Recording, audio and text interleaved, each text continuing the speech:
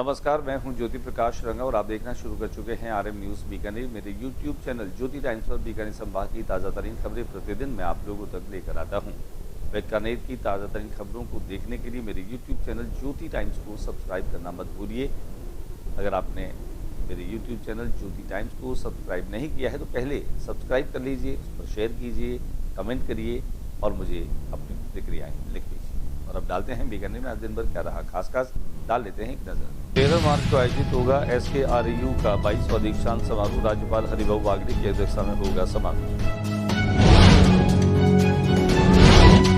बीकानेर चैत्र कृष्ण पक्ष में सप्तमी व अष्टमी को मनाए जाने वाले लोक पर्व शीतलाष्टमी आज हर्षोल्लास के साथ में मनाया गया। चतुर्थ श्रेणी परीक्षा में सफल अभ्यर्थियों का डॉक्यूमेंट वेरिफिकेशन IASE बीकानेर में हुआ शुरू। 16 दिन तक चलने वाले गणगौर पर्व के तहत नवविवाहित महिलाएं गणगौर को गाजे बाजे के साथ विधिवत पूजन कर अपने घर लाई। जिला पोषण अभिसरण की जिला स्तरीय निगरानी समिति की बैठक आयोजित।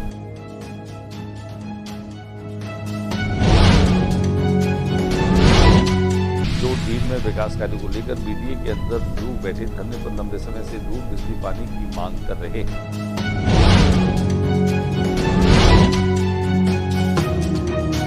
13 मार्च से सिनेमैजिक में दिखाई देगा टाइगर ऑफ राजस्थान।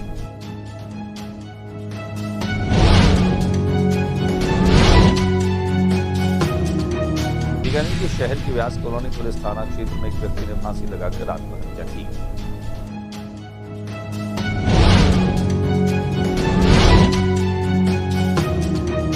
पंचायत समिति बीकानेर में बुधवार को एक दिवसीय आधार यूनिवर्सल बैंक कार्यशाला का आयोजन हुआ।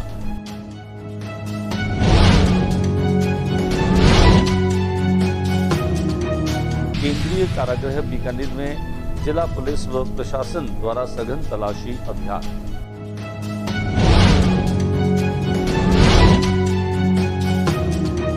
और अब खबरें विस्तार से। आगामी 13 मार्च को SKRU में दीक्षांत समारोह आयोजित होगा। 22वें दीक्षांत समारोह में राज्यपाल हरिभाऊ बागड़े शिरकत करेंगे। शुक्रवार को आयोजित होने वाले इस समारोह में विश्वविद्यालय के कुलगुरु डॉक्टर राजेंद्र बाबू दुबे ने बुधवार को पत्रकारों से बातचीत करते हुए ये जानकारी दी। डॉक्टर दुबे ने बताया कि विश्वविद्यालय के विद्या मंडप में आयोजित होने वाले समारोह में केंद्रीय विधि न्याय मंत्री अर्जुन राम मेघवाल तथा कृषि उद्यानिकी मंत्री राजस्थान सरकार डॉक्टर किरोड़ी लाल मीणा विशिष्ट अतिथि होंगे। कार्यक्रम के दीक्षांत अतिथि पादप किस्मों की संरक्षण किसान अधिकार प्राधिकरण कृषि एवं किसान कल्याण मंत्रालय भारत सरकार के अध्यक्ष प्रोफेसर त्रिलोचन मोहपात्रा होंगे। आयोजन की समस्त तैयारियों को पूरा कर दिया गया है। स्नातक के हैं वो 1475 विद्यार्थी हैं। स्नातकोत्तर के जो है 52 विद्यार्थी हैं और विधि विद्या वाचस्पति PhD के 31 विद्यार्थियों को डिग्री प्रदान की जाएगी। इसी के साथ दूसरा हमारा जो महाविद्यालय है सामुदायिक विज्ञान महाविद्यालय, इसके स्नातक 21 विद्यार्थी, स्नातकोत्तर 19 विद्यार्थी और विद्या वाचस्पति के 6 विद्यार्थियों को उपाधि प्रदान की जाएगी।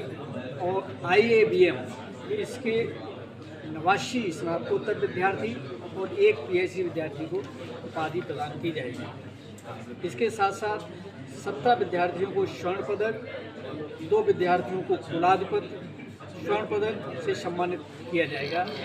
स्वर्ण पदक प्राप्त करने वाले स्नातक के 2 और स्नातकोत्तर के 14 एवं PhD विद्या वाचस्पति के 1 विद्यार्थी शामिल। स्नातकोत्तर और स्नातक के एक विद्यार्थी को चांसलर मेडल से सम्मानित किया जाएगा। चैत्र महीने की कृष्ण पक्ष की सप्तमी और अष्टमी को लोक देवताओं के रूप में पूजे जाने वाले पर्व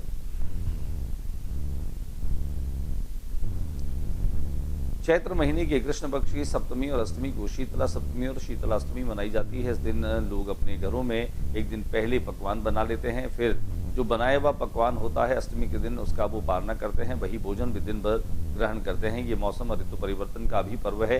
इस दिन खासतौर से इसे लोक पर्वों के रूप में मनाया जाता है। शीतला गेट पर स्थित शीतला माता के मंदिर में यह पकवान जो है वो भोग के रूप में माता को चढ़ाए जाते हैं।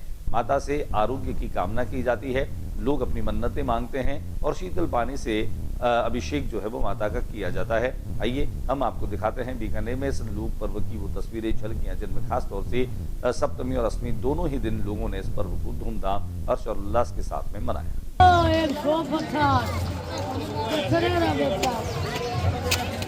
ठंडा धोला देवे मावड़ी माता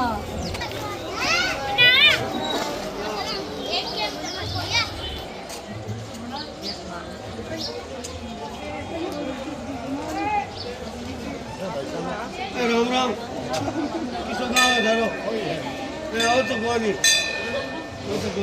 चतुर्थ श्रेणी परीक्षा में सफल अभ्यर्थियों का डॉक्यूमेंट वेरिफिकेशन IASE बीकानेर में शुरू हुआ। बीकानेर में चतुर्थ श्रेणी भर्ती परीक्षा 2024 के लिए संयुक्त निदेशक कार्यालय में काउंसलिंग प्रक्रिया शुरू हो गई है। सुनीता चावला ने बताया कि वरीयता सूची में शामिल अभ्यर्थियों की पात्रता जांच और दस्तावेज सत्यापन के लिए काउंसलिंग आयोजित की जा रही है। ये प्रक्रिया 11 मार्च से शुरू होकर 11 अप्रैल तक चलेगी। पिछले दिन करीब 750 अभ्यर्थियों को काउंसलिंग के बुलाया गया है। इस भर्ती के माध्यम से राजस्थान के विभिन्न सरकारी विभागों में रिक्त पड़े चतुर्थ श्रेणी पदों को भरा जाएगा।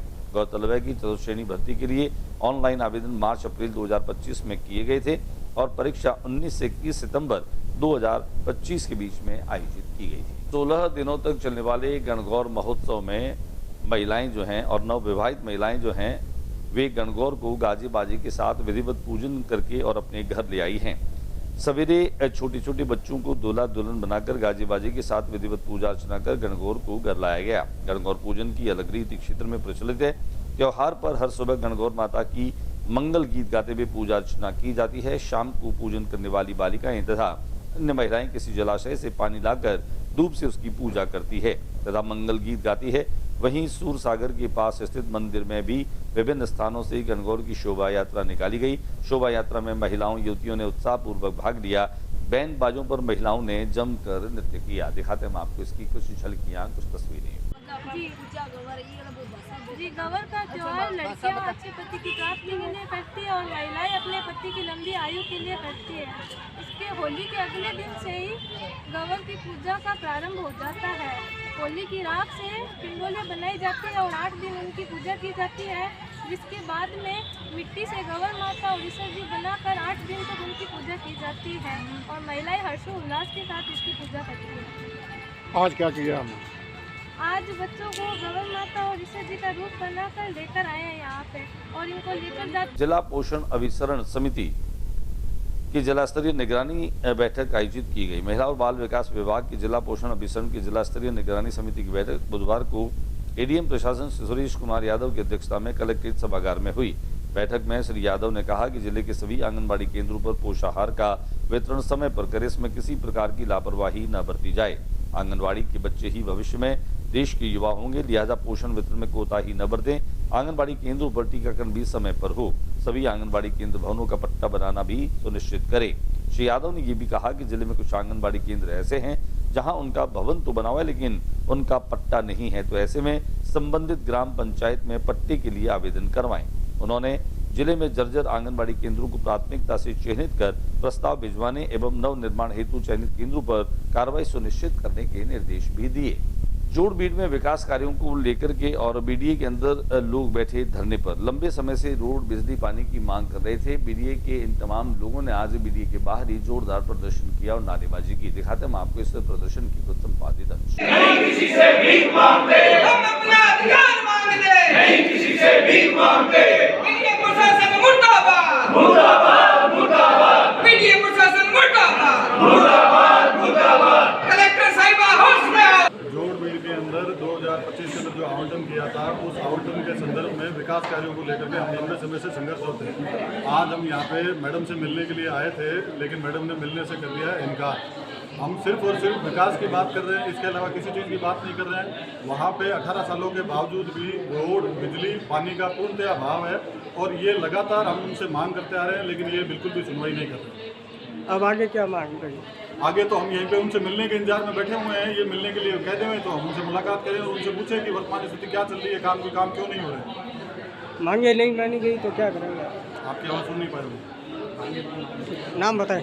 जगदीश पुनिया मेरा नाम। आगामी 13 मार्च को बीकानेर के सिनेमैजिक में Rajasthani movie tiger of Rajasthan release होने जा रही है। इस फिल्म के निर्देशक और इस फिल्म में मुख्य भूमिका निभाने वाले राजस्थानी फिल्मों के सुप्रसिद्ध सितारे अरविंद सिंह बाघेला ने आज पत्रकारों से रूबरू होकर के न केवल इस कथानक की जानकारी दी, कहानी के बारे में बताया, इस फिल्म के लिए संघर्ष जो किया उनकी जानकारी दी।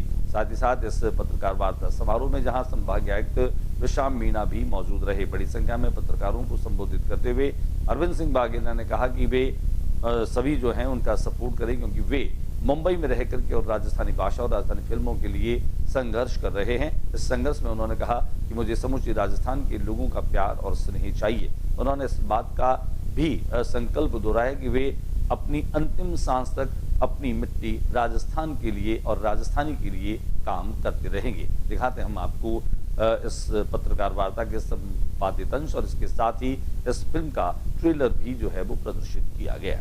बनाई है और आप प्रमोशन के लिए आए, क्या कहना चाहिए? देखिए, मैं तो ऐसा है, मैं तो बेसिकली राजस्थान की लोक कला और संस्कृति उसको बढ़ावा देने के लिए एक राजस्थानी भाषा में और राजस्थानी कला संस्कृति को प्रदर्शित करने के लिए फिल्म आ रही है।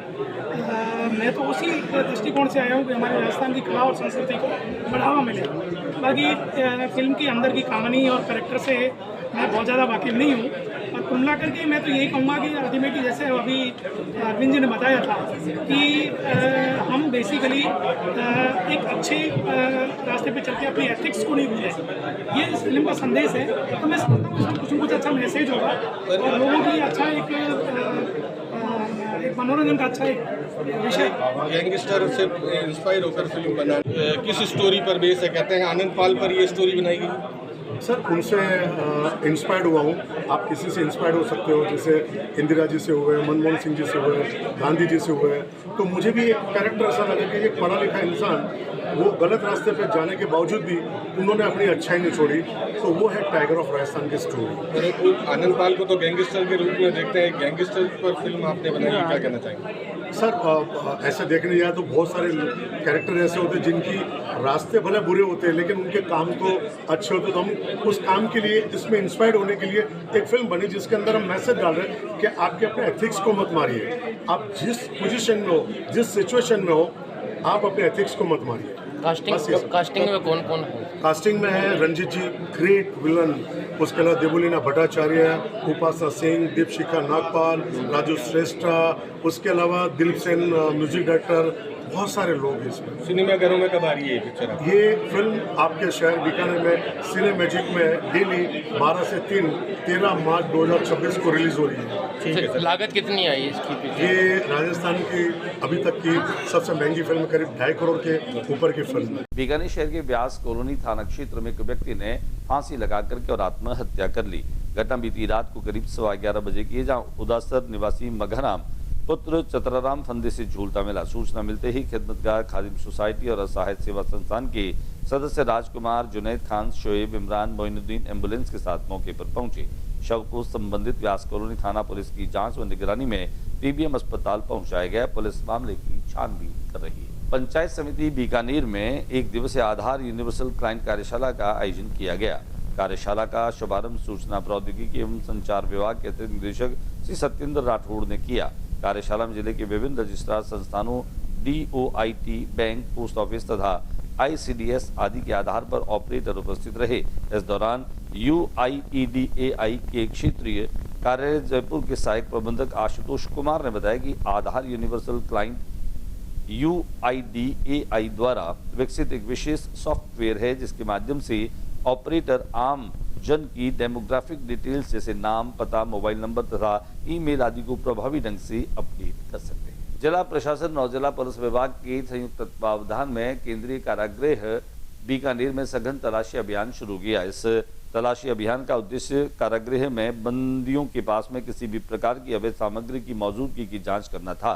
तलाशी अभियान में काविंद्र सिंह सागर, पुलिस अधीक्षक निशित कांत, तहसीलदार और कार्यपालक मजिस्ट्रेट बीकानेर के निदेशन में चक्रवर्ती सिंह राठौड़, अतिरिक्त पुलिस अधीक्षक डॉक्टर अभिषेक शर्मा, अधीक्षक केंद्रीय कारागृह अनुज दाल, CU सिटी सुश्री अनुष्ठा कालिया, प्रशिक्षु IPS, CO सदर की मौजूदगी में समय 5:45 बजे से 7 बजे तक केंद्रीय कारागृह में करीब 85-90 पुलिस और RAC जवानों द्वारा अलग अलग टीमें बनाकर कारागृह में बंदियों के समस्त वार्डों, बंदियों की आकस्मिक रूप से मई तलाशी उपकरणों से सघनता से तलाशी दी गई। तलाशी दौरान बंदियों के पास किसी भी प्रकार की कोई निषिद्ध वस्तु नहीं पाई गई। तलाशी अभियान के दौरान सुरक्षा मानकों को ध्यान में रखते हुए बंदियों की गतिविधियों पर पूर्ण निगरानी रखी गई तथा कारागृह की सुरक्षा व्यवस्था का भी निरीक्षण किया गया। आइए हम आपको लिए चलते हैं केंद्रीय कारागृह, जहां पर यह सघन तलाशी अभियान चलाया गया। आज के बुलेटिन में बस इतना ही। अगले बुलेटिन में नई गतिविधियों के साथ समय चैनल पर फिर मुलाकात होगी। न्यूज रूम से ज्योति प्रकाश रंगा को इजाजत दीजिए, लेकिन जाते जाते मेरे यूट्यूब चैनल ज्योति टाइम्स को अगर आपने अभी तक सब्सक्राइब नहीं किया है तो आप इसे सब्सक्राइब कीजिए, अपने कमेंट्स दीजिए, लाइक कीजिए और ज़्यादा से ज़्यादा इसको शेयर भी कीजिए। आज बस इतना ही, कल फिर मुलाकात होगी। नमस्कार।